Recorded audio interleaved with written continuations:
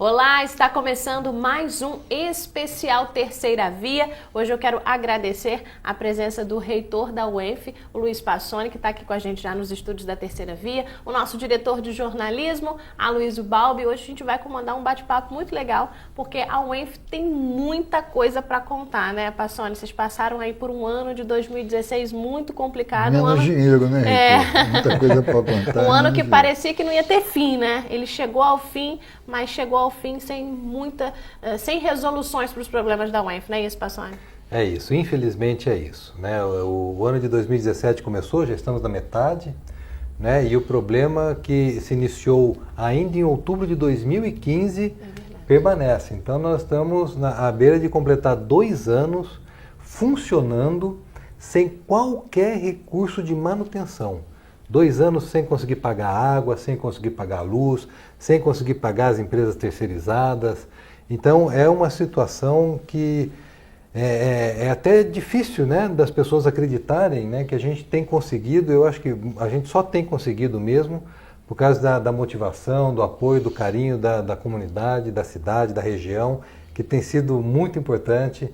Né, esses eventos como vocês aqui convidando a gente hoje para poder estar falando sobre a universidade, é isso que tem dado forças para a gente conseguir continuar, e a questão da consciência da missão que a gente tem para com os nossos estudantes, né, que eu acho que é a grande contribuição que a gente dá para campus, para a região, e a gente tem uma responsabilidade com os nossos estudantes de graduação, de pós-graduação, e isso é da onde a gente está tirando forças, mas a situação está muito difícil e continua se complicando. Reitor, no ano passado, a gente aqui da Terceira Via, a gente manchetou, teve uma repercussão que eu previa que tivesse, as reações também estavam previstas, mas eu queria a sua opinião. A gente deu um título assim, a UENF vai fechar, e aí, em momento nenhum, era uma afirmação que iria acabar. E sim que não tinha condição de funcionamento. Como que o senhor encarou quando viu isso postado? A gente, quando eu vi essa matéria, eu tomei não exatamente um susto, né? Eu fiquei assim, e agora como é que vai ser essa repercussão? Porque, por um lado, a gente tem a clareza dos nossos problemas, né? E, por outro lado, a gente também tenta manter a universidade funcionando. Né? Então foi a questão, puxa, isso será que vai contribuir para a gente conseguir manter funcionando? Será que vai contribuir para o desânimo das pessoas? Mas eu acho que foi muito bom, porque deu um chacoalhão, né? Fomentou o debate. Esse foi o objetivo. Eu acho que então foi plenamente atingido. Eu acho que fomentou o debate, porque não se falava em outra coisa, né? Justo. E aí então a gente teve mais oportunidades para poder expor a situação, expor a universidade e dialogar com a comunidade, com o poder público, as questões que são prementes. Agora, de fato, aquela situação, ela ainda persiste. Então, hoje nós estamos com salários atrasados, inclusive, né? Piorou ainda em relação àquela época. Mas, por exemplo, né, a gente tem uma única empresa trabalhando ainda com a gente na questão da limpeza, corte de grama, portaria. Se essa empresa deixar de trabalhar com a gente, em pouco tempo a gente fica sem condições de continuar funcionando. Né? Então eu acho que a gente ainda tem o risco de não ter as condições de continuar funcionando. Operando. Essas empresas terceirizadas, Reitor, elas estão mantendo seus funcionários com recursos próprios, né? Sem receber, isso? Isso. A gente, em abril do ano passado, nós conseguimos na Alerj uma doação de R$1,5 milhão na época, né? E aí então a gente realizou alguns pagamentos, né, para essa empresa também. No mês de fevereiro a gente conseguiu mais um pagamento junto ao governo do estado da ordem de R$300 mil. A dívida com a empresa da ordem de 5 milhões, a gente conseguiu um pagamento de 300 mil em fevereiro desse ano.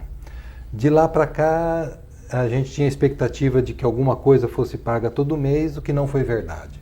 Agora, recentemente, 2 semanas atrás, foi feito um novo pagamento de R$54 mil, diante de uma dívida de 5 milhões. Então, a situação... A dívida, desculpa te interromper, em 2016 eu acho que ela era de quantos milhões? Desculpa, coisa de 5 milhões só com essa empresa. Né? É isso. Só com essa empresa. A dívida total hoje, com fornecedores, ela está em 20 milhões. Nossa, eu lembro que era de 15, então o negócio cresceu, né? Já cresceu. E assim, só não cresceu mais porque as pessoas não estão mais fornecendo para a UENF. Então a gente tem contratos que ainda estão em vigor, mas o pessoal não atende mais a questão de manutenção de veículos.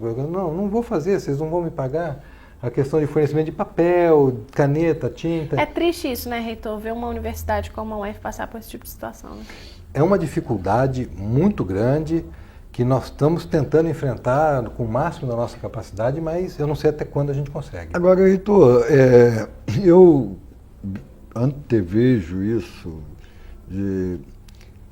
Tem a questão da UERJ, né? A UERJ está ali, pleno no coração do Rio, no lado do Maracanã e tal, e a UERJ sempre se opôs, de certa forma, à criação da UENF. Isso é notório, ela queria que a UENF fosse um campus da UERJ, por consequência ela vendia a imagem de que um aluno com a chancela no seu diploma da UERJ era muito mais importante do que a UENF, né? E a UENF nasce sob a hoste de um Darcy Ribeiro, fundador da Universidade de Brasília.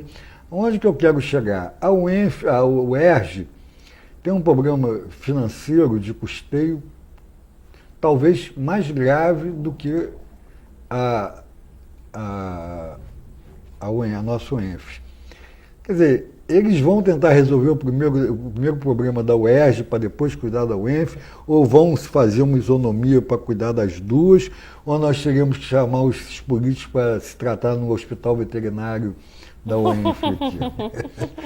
A gente tem um bom diálogo com o pessoal da UERJ. Ainda existem pessoas na UERJ que acreditam que a UENF deveria ser um campus, mas eu já tratei com o reitor da UERJ sobre esse assunto e a gente está trabalhando em parceria, tentando caminhar junto para resolver o problema das 3 universidades estaduais. Tem também a UESO, né, em Campo Grande, é bem menor também. Eu acho que a situação da UESO é a pior de todas, que eles têm um quadro muito pequeno, muito defasado.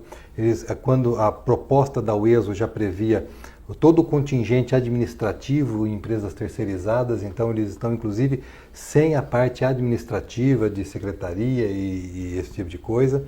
Então a situação deles está bem mais complicada. Com o secretário de Estado também já falamos claramente sobre algumas opções que surgiram na imprensa da capital, como por exemplo a federalização ou a UENF, a encampação pela UERJ, e também com o secretário de Estado de Ciência e Tecnologia, descartadas essas opções. A UENF é uma universidade, ela vai manter a sua personalidade, ela tem uma característica própria, um papel específico aqui para a região, que não pode ser suprido de outra maneira. A gente atua em colaboração com a UERJ, mas somos 2 instituições distintas que colaboram, mas que não se sobrepõem, que tem cada uma a sua área, o seu modo de atuar.